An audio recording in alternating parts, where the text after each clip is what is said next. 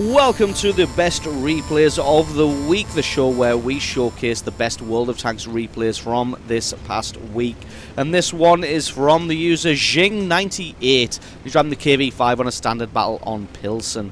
This replay is a little bit slow to get started, but once it does get into the action, it is fast and it is furious. You know how the KV-5 is. It either rolls right over the top of everybody, destroying everything in its wake, or it can be a little bit lackluster, not penetrate anything, and get hit in that huge R2-D2 turret for maximum damage.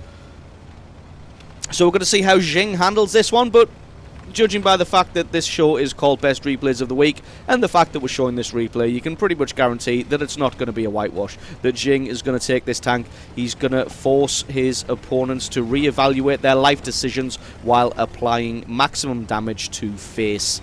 Going straight through the left-hand flank here, going to try and own the 1-2-3 line, see who he can find. Finds a Super Pershing, and I drive a lot of KV-5, and I always find it quite difficult to duel with Super Pershings. If you're unable to pick out their weak spots, like Jing is able to do here, then you can find it very, very difficult to actually do anything to them.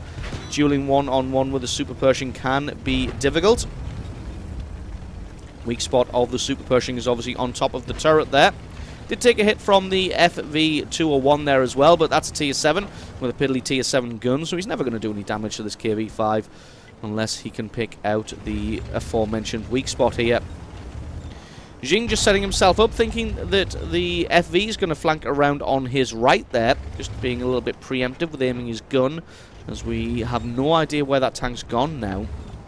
Just playing it safe. There he is there. So he was sort of right, but the heavy tank number 6 has that angle covered. Jing just going to aim his gun as this FV comes steaming around. Takes a hit in the side. And the thing about the KV-5 side armor is it's even more trollish than the front and the rear armor. Sometimes you actually want to get shot in the side armor as opposed to getting shot in the front, thanks to the fact that you have that weak spot on the front but not on the side. As you see, Super Pershing trying to rely too much on his armor as well. And Jing's able just to put that shot straight through his side armor while taking no damage in return. All of that getting eaten up by the tracks. So just has a very quick look at the minimap here and sees that things are definitely not going in the favour of his team. There's a Type 59 and a T-34-3 and a Panther M10 in behind their lines, doing some work, taking out some tanks. And you can see that the 1-2-3 line is pretty much all sewn up now. Got a few heavy tanks and that Super Pershing marching on forward to stick the last nail in the Oni's coffin. So Jing decides to use the KV-5's prodigious maneuverability and speed to get back to his own lines to try and defend against this push. Finds a 34-100. It's a good shot through his side.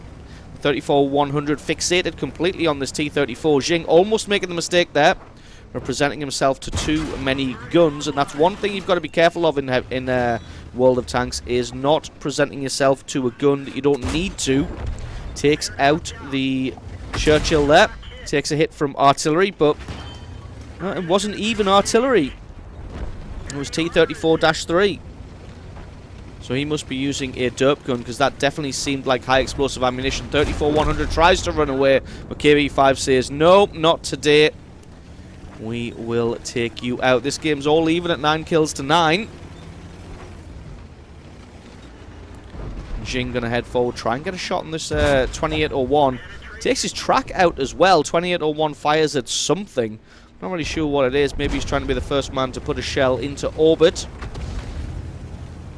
That shot went nowhere. T-34 desperately backing off now. He's not in good shape.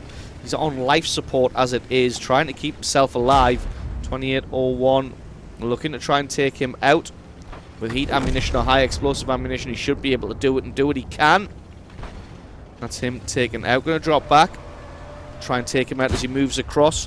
That one very, very unlucky to get a 0 damage critical hit on the 2801. Was that a T? No, yeah, it was T-34-3. Making a run across the open there, and that one just bouncing harmlessly on the KV-5 Stellanium armor. Gets a lovely shot to take out the 34-1 as he's trying to run away.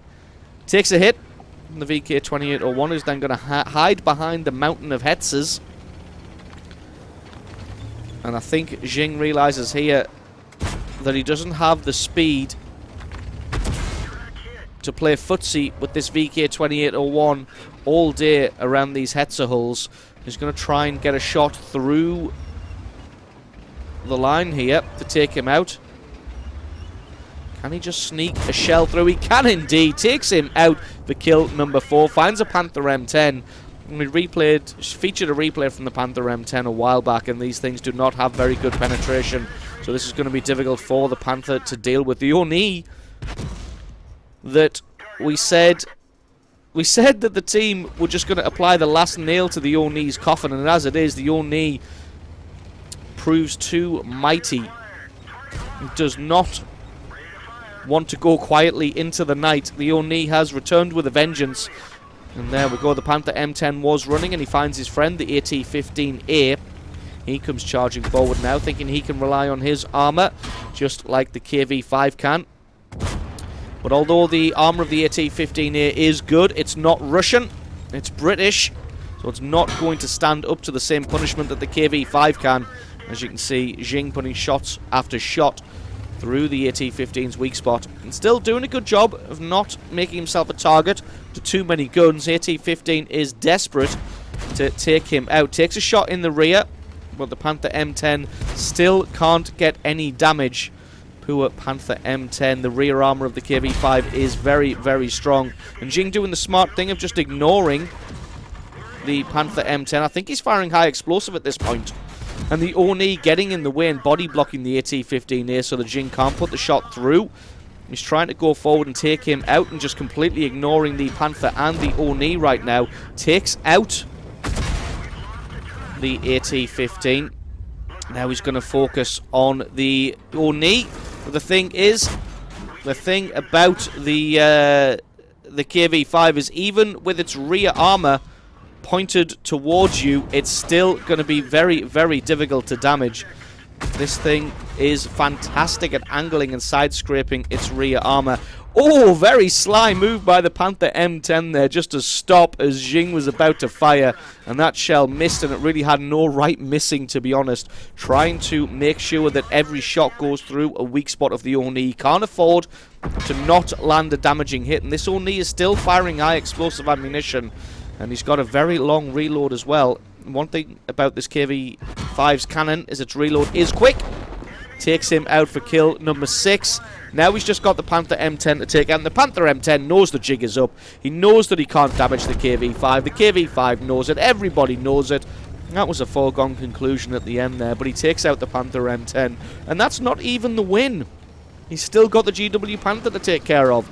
And wouldn't it just be typical if he gets all the way to the enemy line after fighting that amazing fist fight there, drunken fist fight in a bar against 3 or 4 opponents at the same time? Wouldn't it just be amazing to get to the enemy base and the GW Panther just says nope and just equalizes that one? I guess that's what the KV-5 would get for camping.